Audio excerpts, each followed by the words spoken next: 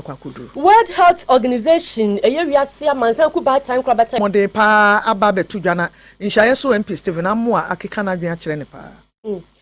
Asante mampam mantam emu ANPP amanyoko elections committee no echemu a enipa aduasa nu mo nyina ba vete no yaje o matum. Nana bafo awuwa menhia South mrahye bedwane chema wontumi kire yi ene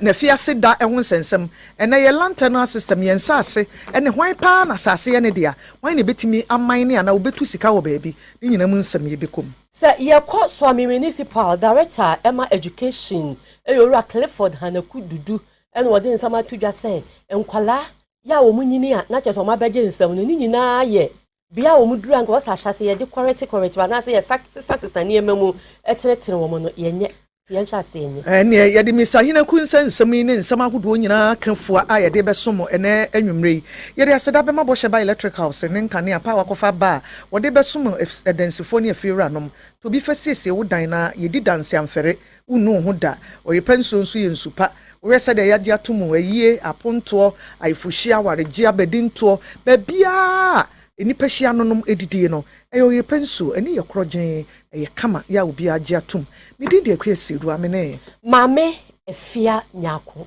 papa bi afi yemfa brane yemfa kase ni nchemu ento amuso Another Asante Regional Police Command, every Central Command ha akọ Sabunzongo ya eno ewo Kumase na ewo menhia constituency mu ehobi na wakocha brantie bi mrantie ba miensa yeso omo ebo mutim kokun ba ko bi odi Yusuf Zakari ya mo achi na kuno kra ensam ni nkyire mu eto aso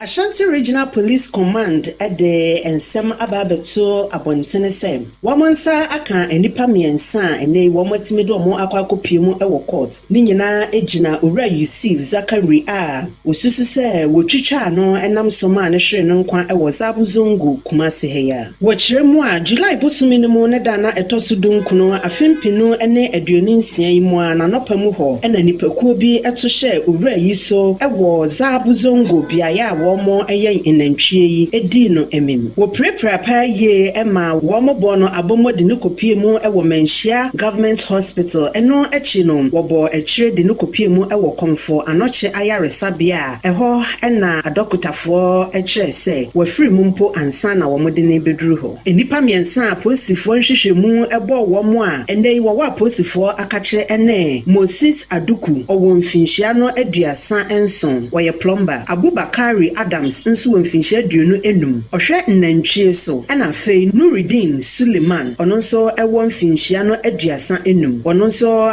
repair moto wonhwehwemu ne mu no aposifo de womo ekopie mu ewo Asokore Mampon District Court her worship Owurayo Hilda Esther Wetha enetina edwam ensam kane mu no woremande womo a osi aposifo mfom nkosie na August bosome ne da etoso enso ewa fimpinu aduonu nsia mu ano wansan fa womo emepie mu ewo court bio aposifo kire se womo de hwehwemu agu akwema enipa bi a ne ho bon sansem we mu no mo behwe se womo nsa ebeso wo mu aka ho na no enenei Ashanti Regional Police Command di afutuo kode amagana fo nyina se yensa so obi mu se yesusu se we yenipa bonefo bi ananse bibisa ma obi amfa emran hye ne nsem enye de wopenemum wonfa no enkodan aposifo eno echinsu no obi biara obenyanteye ewo nsemmoni bi ho ananyema bi a osusu se ewia emumunum onyi aposifo asutire na womo gina so ahyebo se womo behwe se obi biara emra no esefata se ene no edi no omo behwe ayene sa pepepe krata yi Owura Godwin Ahianyo Superintendent of Police Head Public Affairs Unit Asante Mantem ha ono enanensa ehyase abusuafo we eye asam esi wo Sabunzongo aiwo Kumase abontene na yewa Asokore Mampon municipality na emu ewa Asante Mantem mu amane ayensa ka chemu menhia district police command no abo apro ewo asanwase market wo ba bia chese omunya nante ye no omokoye nipa bi no omususu se enubone ho adwade no omudie ene ho nse no omakoche won saa na asabi iya no menhia district police municipality na emu nso no omakoche ya confirm mfo bi nso ewo Menhia District Police Command akeka wɔn ho akye mmɛɛma mmienu wɔ asoase dwom Kumasi ha ya. Wɔ July bosumi mu ne da na ɛtɔso aduonu baako ne mu no apolisifoɔ akyerɛ sɛ wɔn nyanteyɛ sɛ enipa mmienu de nkyekyereyɛ bi a wɔn ahyehyɛ wɔ fertilizer botɔ yi bi mu etu kwan a wɔn susu sɛ ɛbɛyɛ enubɔne. Ɛnam so ma District Commander ɛna afei apolisifoɔ wɔn wɔ Menhia Divisional Criminal Investigation Department twɛne tiafra wɔn sɛ CID and a Zongo Police Station for Kawamu Boma, Womo Etimi Edis Edgeman. Inipa Mienu and Nay, a Posifonsa, Akawamono, and Osman Basim, our one Vinchia Edriasan and Son, and a Muhammad Abdul Razak, Ononso Ewa, Edriasan and Watching. A Posifo Chiremoa, fertilizer Botoi, Makoma, Kondumian San and a woman Sakanye, no Masane Sane, and Nononso, Omuhun Sefos in Tadi, Eshishemua, Womo Achechechere, and Yamabi Bois, and Nonso Muyu Walking. Kan ye no bese wo ha ene akire a wo mususu se eye nhaban a awo ne senti no ebia na ebeye enubone eno ena nam so ma posifoɔ eyiyi eniema yi nyina mfunyina wo mo eche se eboa ama no aye adanse de ama wo mo enipa mienu yi de wo mo ewo aposifoɔ akachi a wo mo eboa ama nhwehwemu atimi akoso mpanifo kyerɛ se nhwehwemu no ebo wo mo dia ene na emrane no wo mo bedi no senia ese Awansam foforo mu no July bosumiye mu ne da na etoso aduonu baako afempinu ne nsia ne mu no anadwo bese dumienu apemu aduonu ne mu womra asokore mampon 9th petrol team no tisi montene so na wo mo petrol ewo asabi ene ne mpotemu wo mo nyanante se owura bia nipabonfo bi ato ahye ne som age na mobile phone na afenso wato piti eda bia ya eya ben Presbyterian asaforo a ewo asabi no aposifo etiye no wadimirika tente ekopie mu ewo honom a wo mo hu se enipa a wotohye ne so edi na memyi adwane akwakohye edan bi a yensi enwie yebroni beka se uncompleted building bi mu aposifo tata no tin no ensa eso ne paachi edin aposifo nsa kan ye eye Ahmed Mustafa a wo mfinhia edu enkono wo mra aposifo etoto ne ho no wo mo ehu owura na watopiti eda abontene ho no mobile phone ewo ne ho na afei kotokuro nsoso ehye ne ho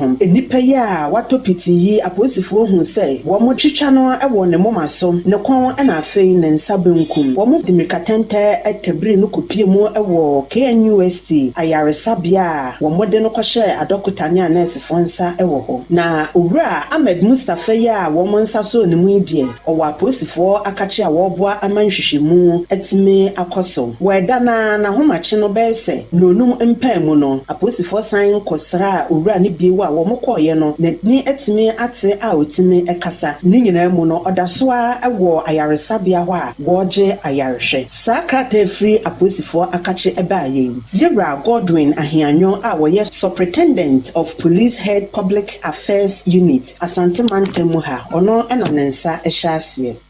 ene ewa sokore mampon krusiri no mu aproba ni dwuma aposifo di ye ho nkomobo ena motie Yet one some no so policy committee on finance and economy war MPP mu afre and semtrofo akasama ono abukọjọ pon kroma oyo fon se yire bi mrahye bedwani ono anso ne kasa de ma edonkuma no mrahye bedwafie efa won sika sam ehun sensem ho ebise bisansem bebre ni nyina ne tentini ni tie mu ano ne se kyena ya the mid year budget review ko parliament said o man ne nhyehyɛ tie no yesi afini mu ana aka kuma bia me yesi afifoforo mu no ne de sika ye de bebo man na kon ma ho amane atodwa na afi afini mu kyemienu a na ye de aban no abeye na afi sika ye de ma no sa tumi aye adwuma no ana aka so beba besere foforo de akososo no ne nyina omo aka ho asem ye rekodo ponkroma se aban ni sika wo ye no enei Ghana sika samate akofom tidien ena de aka no aban no bepe sika wo hen no de asoso omra no mekire ni nyina mu nkire say omo de trick is libre and I would announce numbers the money for the second economy assistance so what would you problem sika was said that aban catching no dia for ya for man says can aban say and then some and untino and the man who was aban etua kama ye ontumintua ntino wo hwe kratem wo si o the very primary balance and o man sika da ho no e ho ye fefe. So the president said, "Untia yema bebre also untia. No chapter for our go untia. Yema go go dey saka no cast of ya untia. Ina eda yi. Eto so me no untia sa yema we say the sika mbanti. say we fear say obviously kesi no we Bank of Ghana data now here can be get page over 40 billion Ghana cedis and know that general no crowd sent by parliament say man almost $1 billion when in am can go jail the wash out work as for be so only so 24-hour economy o ka say obehwe why if you be me need after sika e dia money na won't me when this chairman ba ko ale ba ko e 24-hour economy we free SHS na kufa Dr. Bawumia dija na kufa Dr. Bawumia am go bob si am free SHS no original parliament we have this $300 million e dey akwa ko free SHS to be go committee to no ba be dia to say ko fo ku ko dey na eno na kane finance minister ya oyem rahebedwani nso e wo Karaga Mohammed Amin Adam enso edi tu dwa kire se mampani Mahama ene NDC aban yi be $900 million ya wo mo atwegu mu a eno na ama sika cedi no agina no ni nyina ho akontebo won famra no meka mampani dada kufu ado ne MPP aban ena edi sa gold ho nkomo ne ba ena aban we aban na sedi wo twa sika ne bigumu no edi ka abeto man ne so pa. By the end of 2022, the city was depreciating at 52%. By the time we left government in 2024, at the end of 2024, the city was depreciating by between 18% to 20%. So the government that brought the depreciation of the city from 52% to about 18-20% did not incur such losses. How can they then come and say that because of the losses incurred by the Bank of Ghana, we now have the stability? But another government achieved, greater stability without incurring those losses. We talk about reserves. Today they are talking about $13 billion. Before we left government, we had built the reserves through the Bank of Ghana to the tune of $9 billion. We handed over $9 billion in international reserves to them. We didn't incur those losses. So when you talk about stability and therefore the huge cost of $900 million is justified because of that stability. I don't think Ghanaians will just accept this. Ebusuafo we ene enkomo a enne minority no ekodi ya omo hwe kwan se kina finance minister ede na mane e betu dwa ne nkomo bi aka no omo di ato aso ebibremu aman empanimfo nhia mudi sonko efa apomden sam ehoye African Union's first extraordinary summit on health akoso ewon kan nam so ama World Health Organization eya mansan kubatan ne nkwa beta hwe apomden sam so kwanchefo pani ya wada no ye Director General Dr. Tedros Adhanom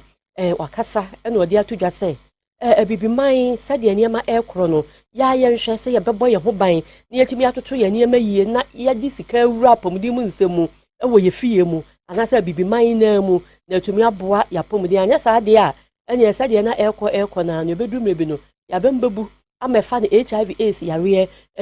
tuberculosis ya wabone malaria ene yare nka ya hunu nyina no ne sa ene ho ayaresa ebeje yensem wodi atudwa ene wo chemu se dese kra no enye HIV ne ne keka ho maternal health ya wo ni nyinsem nsensem enyina eka ho bia wo sampanifo ani kwon ne ye pakwan ye befa so a ya be hyehye ye niam atoto ye niam fa apomden ho. Africa has made extraordinary progress against HIV, with new infections down 40% since 2010. But Africa still carries the burden, and as external funding declines, risk losing ground. The same challenge runs through maternal health, tuberculosis, malaria, neglected tropical diseases, and rising non-communicable diseases. These are separate crises.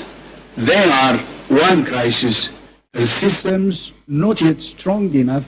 to protect every person on this continent in our Africa. Eni ayatie Dr. Tedros Adhanom ya ono ya Director General ma World Health Organization na mampani John Dramani Mahama enso di tusubi enu wo chemu se bibia na ye de ahoto amano ne foso eboa sapum de ho nsam ebetu mpon no ya de be wo se bibima aman yani ekwo ho pa na ye hwese ya no enura ye krafra amano ne ba ne keka ho nyina no ye bete so ne adwene ye de ho ese ya ye be ye bi na wodi COVID-19 ye mfa no se ba ye no ebe ma ya dapa edadi ndi yan sha se muru nsuo sa abiri na yɛni ayɛ kɔkɔ na sɛ mu wakora mo de ba ne bebree ɛna mmorɔfo yi tete so yi. It turns out is also an industrial policy, a structural transformational agent, and a liberation strategy. 25 years ago in Abuja, we promised to devote 15% of our national budgets to health. That promise is now old enough to have children of its own. So the pledges we make this afternoon must be physical, not lyrical. Through the African Leadership Meeting commitments and the Program for Financing and Investing in African Health, through debt for health arrangements, solidarity instruments, and protected budget lines that survive electoral cycles, let each of us bring the Ministry of Finance to the health table and keep it seated right at that table. Prevention repays us ninefold. Show me a better bond in the economy market than prevention. Excellencies, this afternoon, we shall deliberate amongst ourselves on local manufacturing, financing, and governance and leadership.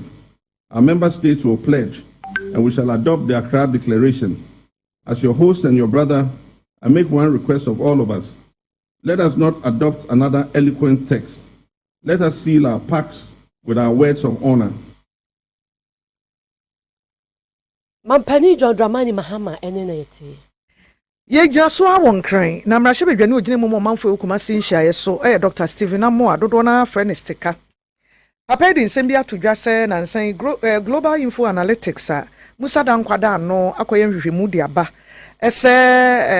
parliament wa na mrahye bedwafie, mrahye bedwafo mo adwuma nso ani kura stika ka ho. Ote asemi na etu ne sakom. Na ne wakom agihire ne nkosu egu ne ho pa. Wo kire se sa Global Info Analytics fo no omo ye kan research omo te research asesai onfa na asem ma na so nti no nko kan na asem bi no na se ope aka na ye de academic research pa na ye said de oya okoba no abebo ama ne no a said oya na de no nya sa na tie untimi ntina ba bi wabra wo efi awuni mu bi no wan mo na omo mo bewura ho ebe bi se bisaya a hu ye se obi adwuma ye echen obi a wo ne constituency nko obi a wo adwuma a wo ye wo ne constituency omo nyina ba parliament obi ada committee bi so committee dia na adi gina ya na ukọ nkrofo constituency e na akobi sa se obi nya adwuma na obi ye adwuma stick ansem ni Mr. Master America gina wo and say ya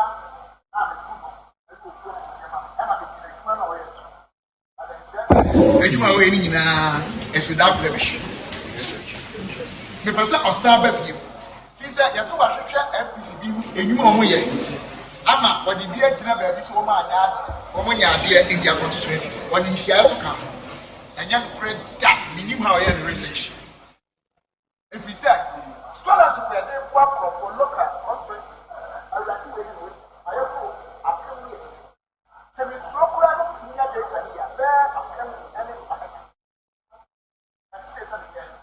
double sentence and proud people were I thought brand new Toyota Hilux as a budget fighting insecurity. Pick 5 people who are very good on the floor, who they used to get. Dr. Stephen Amoa, you come out, it's not, unless I'm a liar.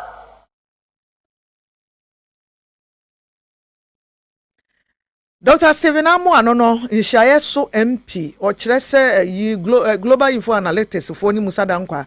omo form afofra omo fanya omo research wa bonten ni obi obetu eska mo no so oye bi ma obi a onye ni mo mfa o de ba parliament mo nka wono ne ho asem Stika kokwa pipe wa gwa time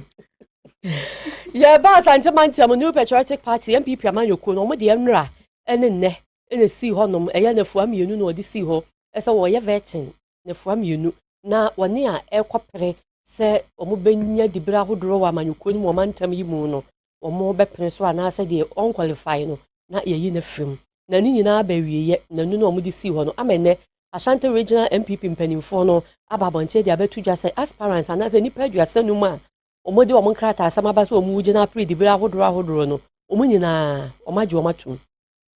omo ba ye nu omo no obi atimi gina na obe pribi enti na me so mo ruire reta talata asobayire yo ya chairperson ana titinani emba Regional Elections Committee no e de atu dwa se omaje so omo makwa ma obi ade ne ho awuram no omo ba ye nso obi ani ho mfom so wo ne ho saa ese won tumi nyina nti omo bie kwan na ma obi ya profo nyina there were 35 aspirants. Ubia apase. Tiyama omukwan.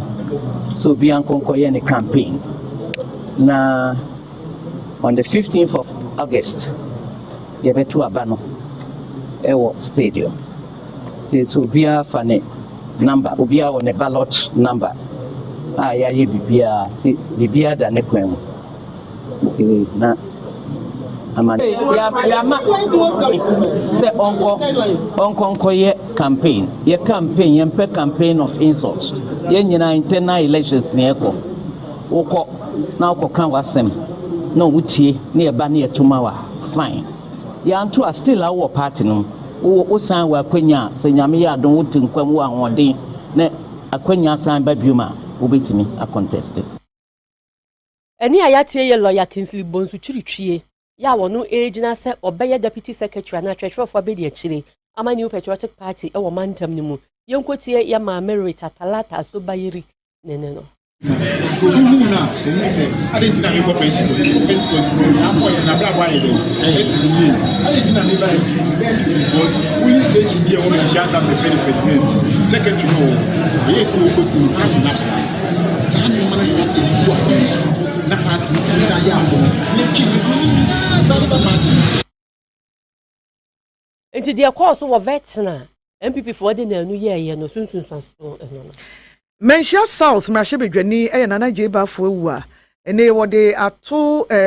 ensenieni ahwe high court atemo de ba ya santimantemu kane MPP dwemteni Benadantwebu asiakwa ene wakonya ban amane na yeso nkotwere kukumu mfie aduonu sanfa nkoye dwumaden mfa enka ho wo se ebraso sa atemo ye ba ya ma atwe enipa bebradwen asiso ono se ka ho se yensase wan ene nsase ne ne dia na hwan so ene wo so kwan so yeso adwuma na oni ho kwan so konsase bi so ye lantana system ne ho nsam akoye bibia wo ha Ghana ha de bia ye ne keka anyo ye keka ne agyan na twam asemba ne akeka ne agyan na twam sama boy illegal mining case MP kire se ewom se onipa foforo ba mu ya asase wura na asase no ne dia na no yeso adwuma no odane de ma de oba ye ne so onka amna onkata mana so ene wanfa na ni ekira nkɔhwe sampa sa no okata mana so edua nkube anaso se no otu sika akɔ eno na akɔfa mbaye amane dia man tinya galamse enti ne achi wuntumi tumu nsɛm ne nkyire mu ni. There are different interests in land. It can be a license, it can be a lease, it can be an assignment of an interest in the land. When you say that there has been an assignment, it is not enough to draw same from circumstantial evidence. Do you know why? Because I can allow you to come and do business on my land, and I may not have assigned my interest in the land to you. You may have a license to do business on it, like mount a kiosk in front of my house. That wouldn't be an assignment. And so if you go and find people working on my land, that may not necessarily be. The circumstance of it is such that I've allowed people to enter onto my land to do some work. That is the circumstance. But in terms of the interest that they have acquired in the land, you have to really establish it by documentary means or an independent evidence to that effect. Now, so if, as the judge has acknowledged, there was no witness to the arrangement. Ebusuafo we Menshia South Mrashebedwani Nana Jeba Fuwa lawyer. Bono East so penny ba kwa wojina se obeye photo sanfo Gloria ewua wode ne krata asemu nyina akọ no wahebo esese wo di tumi ne ma no obeboa ye ntutuye nyina ama Dr. Mamadou Bawumia atimi adi nkunim ewo ne mpasua no eso wose maburu ni obi a enta na chi no monkamom empeja MPP enyina brani biem obono East mpasua no ma fa forma echamu say treasure teduma ye no say o share o records mu we are contain abrini na editorial constituency for any party executives na nene me jina ha say the my youth no na me person me bo me constituency a me pushi e mabunu ni na aba party ni baba bibia atobia no me dema wodin ni ye 2020 me ye neti ko bi afa na police for nana na me hwe so my yetimi ye egipe 3 constituencies 2024 Gen Z ladies ni aso me tie ba ye ntini anye adwuma na ntina ba techiman south there me free money there it me seat no me share obi bia boss say moto aba ma me a make Kenya youth ni na ama ye rap party na dey amwodin new energy new force Era Gloria Wua ya wojina Aprebuno East Regional Treasurer ama New Patriotic Party. Yegyina mu MPP aba ekoso no emu amantam na yekwabu akwa North constituency we poemantam emu. Na ene wo so ato ma ba ma obibi akototen kama ama wawie ama wasai won. Na owie na Alhaji Saidu Ibrahim ya wono ene chairman na okopreye ewo ebu akwa North ho kire se omo ama omunya no 2024 no ohye won bo se 2028 obeye adwumaden na waji bebre e de aka ho na ba bia MPP gina sese no omu hia tumi we have differences already NDC tem now 733 so omu de bia ye bibi say omu pese basa beba no ma take advantage e mean so atre the two ama ye bia nkabo apa we say ye nyina ye age we ni afa e one party intermediate I'm assuring you say me as a leader we say I'll bring everybody on board and this is the most important thing I'm a party for also said almost omu di tumi asha maybe I bibi say almost me fa me nsi form. They should give me the opportunity to work. Then person be obi beye bibi na be kwa kokano na agbaye say be o say we nipa they am assuring them say me nyo obi anipa. Na chairman Alhaji Saidu Ibrahim kasawiye no na ne vice a ono so yeyi no Ora Bernard Atabuaten ene ne women's organizer Jacqueline Ofosua Frempon omo so da delegates na ase papa e wo mu gidi a wanya na omo so hyebo so won fa nsuo nyina wonum ne won kasa omo so de ahoden biara ehia e betai chairman achi no mabontoa na omo agitumi de ama MPP 2028. The first time I'm about election matimi awini enya sam ketua mani ajepa because omo me no contest here no bia about chairman wenya last 4 years obi aba second wenya as me first time matimi ayadwumaden atimi anya position ya na enya ko pado abo no constituency da mu nyina ase some adom me aba ya adwuma ma party na kabo e de kunimdi aba 2028 da mas na enu achi no na women organizer Jacqueline Ofosua Frempon ono so kasa ebie ana se me yan kabo me victory na aba na mama me nko a MPP na adi nko enti nipa na me ne contest enyo MPP ba esan sa ba bi oso ne gina no e ho na ne bagina enti me yan ne moa so abeka me ho na ye nyina ya adwumaden e de party na ba power 2028. Ebusuafo we ene ne akoso ewo Ebuakwa North constituency. Ya demo akoso ame mensi ni mu municipal education director Ewura Clifford Hinakududu na wodi nsem bi atodwe kire mu se enkwala wo mahase na ya wo mudi nyini na no ene ehia se yetenete wo ne yetiti wo yie esanse ho no ene kire da che supa o mo beda na die emu nkomuni na oya kwankwaja sumde amaso na oya kwankwaja sumde Kronom MA Model School enu mu na educational director Wasuame municipal Ewura Clifford Hinakubudu edine ne nyam kopi ase na ode afutuo ma awofo nyina se oma wani nkwa won ma ho yie pai sanse ntete ya ode be ma won ma no ene na kire de daache obeye yes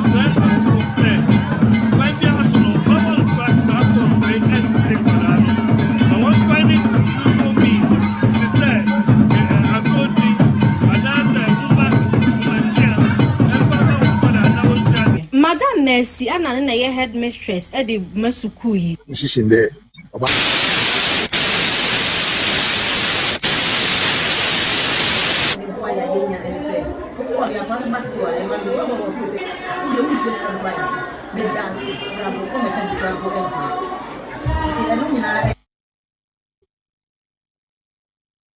enti ne koso e wo swame enu